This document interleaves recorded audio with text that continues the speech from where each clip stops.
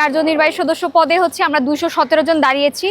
তো 217 জনের মধ্যে একদম সবার লাস্টে আমার নাম। মানে এজন্য সবাইকে আমি এটা বলে বেড়াচ্ছি যে যারা আমাকে ভোট দিবে তাদেরকে এক্সট্রা কোনো কষ্ট করা লাগবে না, কোনো নাম্বার ব্যালট নাম্বার মুখস্থ করা লাগবে না।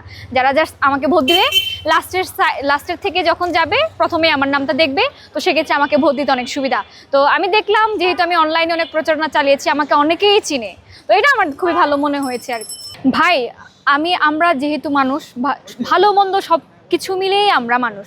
কোনো একটা রাজনৈতিক দলের কথাও যদি বলি, সব জায়গায় ভালো মন্দ থাকবে। আপনি যে কোনো প্যানেলে যান না কেন, এখানে পজিটিভ এবং নেগেটিভ দুই জিনিসটাই আপনি পাবেন। আমার সেই প্যানেলে যাওয়ার একমাত্র লক্ষ্য বা উদ্দেশ্য হলো এটা যে আমি কি বলতে চাই, আমি কোন পরিচয়ে পরিচিত হতে চাই, সেটা ওরা আমাকে ইনশিওর করছে। যেমন ধরেন অনেকে অনেক প্যানেলে ইনক্লুসিভিটি দেখানোর জন্য অনেক ধরনের প্রার্থী নিচ্ছে, কিন্তু আমরা তো ক্যাম্পাসে ছিলাম। যেহেতু আমি এখন 4র্থ বর্ষ পড়ি, তো 4র্থ বর্ষে পড়ার সুবাদে ক্যাম্পাসে আমি 4 বছর পর্যন্ত ছিলাম। তো সেক্ষেত্রে আমি তো জানি কে আমার হয়ে কথা বলছে, কে আমার হয়ে কথা বলছে না। তো সেক্ষেত্রে আমি কোন পরিচয়ে পরিচিত হতে চাই, যে প্যানেল আমাকে ইনশিওর করবে আমি তো তার প্যানেলে যাব। তবে এই জিনিসটা ক্লিয়ার করে বলতে চাই, আমি কোনো রাজনৈতিক দলের সাথে সম্পৃক্ত না। আমার সাংগঠনিক কোনো পরিচয় নেই। আমার একমাত্র পরিচয় আমি ঢাকা বিশ্ববিদ্যালয়ের একজন শিক্ষার্থী। প্যানেলে যাওয়া মানে হচ্ছে আমি টিমওয়ার্কে বিশ্বাস করি। যেহেতু কোনো কিছু একা করা সম্ভব না, যে কোনো কাজ করতে গেলে আমি যদি টিমওয়ার্ক হিসেবে করি তাহলে সেটা আরও বেশি ফলপ্রসূ হয়। তো সেক্ষেত্রে সেই হিসেবে আমার প্যানেলে যাওয়া। এবং ওইখানে শুধুমাত্র আমি না, আমাদের প্যানেলে 8 জন কোনো ধরনের রাজনীতির সাথে সম্পৃক্ত না, এবং একজন শারীরিকভাবে একটু অন্য ধরনের বা একটু স্পেশাল মানুষ আছেন। এবং সবচেয়ে যে বিষয়টা আমার ভালো লেগেছে, আমাদের প্যানেলের 40% মানে প্রতিনিধি হচ্ছেন নারী শিক্ষার্থী। সো এই জন্য মনে হয়েছে এটা আমার জন্য পারফেক্ট। পুরো বাংলাদেশের চিত্র যদি আপনি দেখেন, নারীদের অংশগ্রহণ খুবই কম।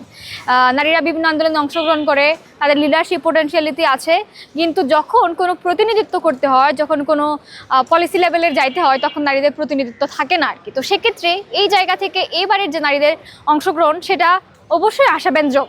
কিন্তু যে পরিমাণে নারী প্রতিনিধি থাকার কথা, সেই পরিমাণে কিন্তু এখনো পর্যন্ত নাই। তো সেক্ষেত্রে আমি কিছুটা খুশি হলেও আবার কিছুটা ব্যথিত, কারণ অর্ধেকে অর্ধেক কিন্তু নারী শিক্ষার্থী, অর্ধেক পুরুষ শিক্ষার্থী হলে অর্ধেক হচ্ছে নারী শিক্ষার্থী। তো সেক্ষেত্রে এবং আমাদের অনেকগুলো প্রবলেমও আছে, যেমন মেয়েদের 19,000 শিক্ষার্থী, নারী শিক্ষার্থীর জন্য হল আছে শুধুমাত্র 5টা। তো সেক্ষেত্রে আমাদের তো আরও বেশি অংশগ্রহণ করা উচিত, আমাদের আরও বেশি মানে প্রতিনিধিত্ব করা উচিত। তো যে পরিমাণে আমার এক্সপেকটেশন ছিল, সেই পরিমাণটা একটু কম আমার কাছে মনে হচ্ছে। কিন্তু তারপরও নাইমা মামার চেয়ে যেহেতু কানমামা ভালো, আগের তুলনায় যেহেতু মেয়েরা আসছে, তো সেটা নিয়ে আমি আশাবাদী আর কি। প্রথমত পাহাড়ি শিক্ষার্থী এটা একটা পরিচয়, বাট আমার প্রথম পরিচয় ডাকসু কেন্দ্রিক, সেটা হচ্ছে আমি একজন ঢাকা বিশ্ববিদ্যালয়ের শিক্ষার্থী। তবে এটা ঠিক, নারী শিক্ষার্থী হওয়ার কারণে মানে পুরুষরা একটু মজা করে বলে আর পুরুষ শিক্ষার্থী যারা আছে, নারীরা একটু ফুটেজ পায় বেশি। তো হতে পারে, ইট ক্যান বি, মানুষ বায়াসড হতেই পারে। তো আমার কাছে মনে হয় যে বিশেষ কোনো সুবিধা আমি পাচ্ছি না। মানুষ তো আমাকে এই বিশেষ সুবিধা দিয়ে ভোট দিবে না, আমাকে ভোট দিবে আমার কাজের মাধ্যমে, আমার কথা বলার মাধ্যমে, আমার দক্ষতার মাধ্যমে, আমার যোগ্যতার মাধ্যমে। এখানে বিশেষ সুবিধা পাওয়ার কিছু নাই না। আপনি যদি এখন কোনো একটা ভোটারের সাথে কথা বলেন, যদি বলেন যে হেমা চাকমাকে আপনি কি ভোট দিবেন, সে শুধুমাত্র পাহাড়ি শিক্ষার্থী বলে, সে তো কখনো হ্যাঁ বলবে না। তাহলে দেখেন, এখানে আমার প্রথম পরিচয়, সেটা আমি বারবার বলছি, আমি একজন ঢাকা বিশ্ববিদ্যালয়ের শিক্ষার্থী। এরপরে আমার অন্য পরিচয় হতে পারে আমি পাহাড়ি শিক্ষার্থী, হতে পারে আমি মূলধারার জনগোষ্ঠীর শিক্ষার্থী, হতে পারে আমি ফিজিক্যালি ডিসেবল পারসন।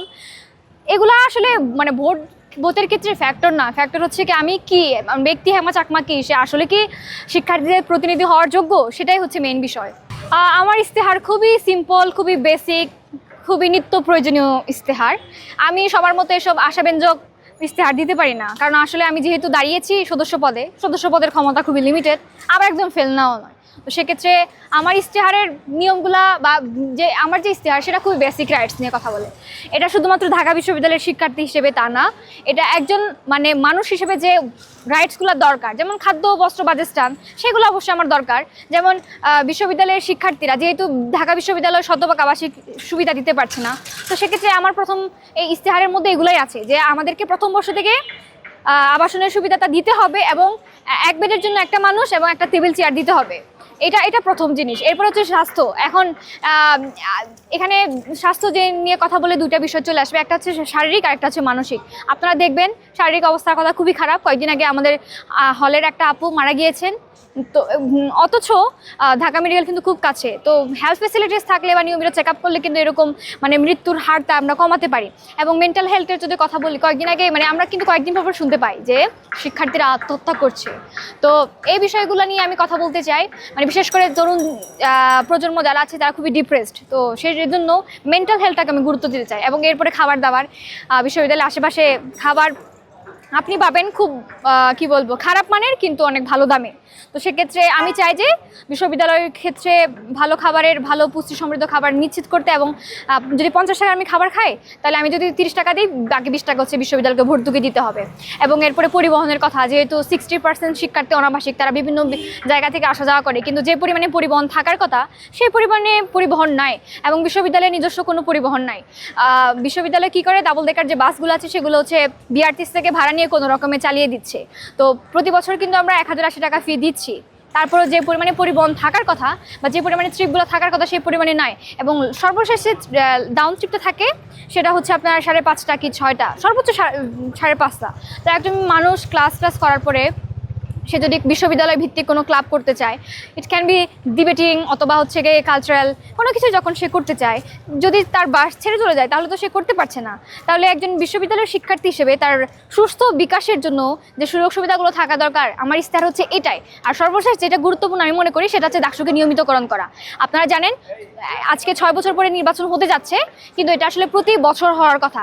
কিন্তু এই যে নিয়মিত না হওয়ার কারণে শিক্ষার্থীরা তাদের অধিকারগুলো পাচ্ছে না। যেহেতু ডাকসু আমাদের অধিকার নিয়ে কথা বলবে, তাই আমি চাইবো যদি নির্বাচিত হই, ডাকসুকে নিয়মিতকরণের জন্য আমাদের যে একাডেমিক ক্যালেন্ডার আছে সেখানে অন্তর্ভুক্তি করা।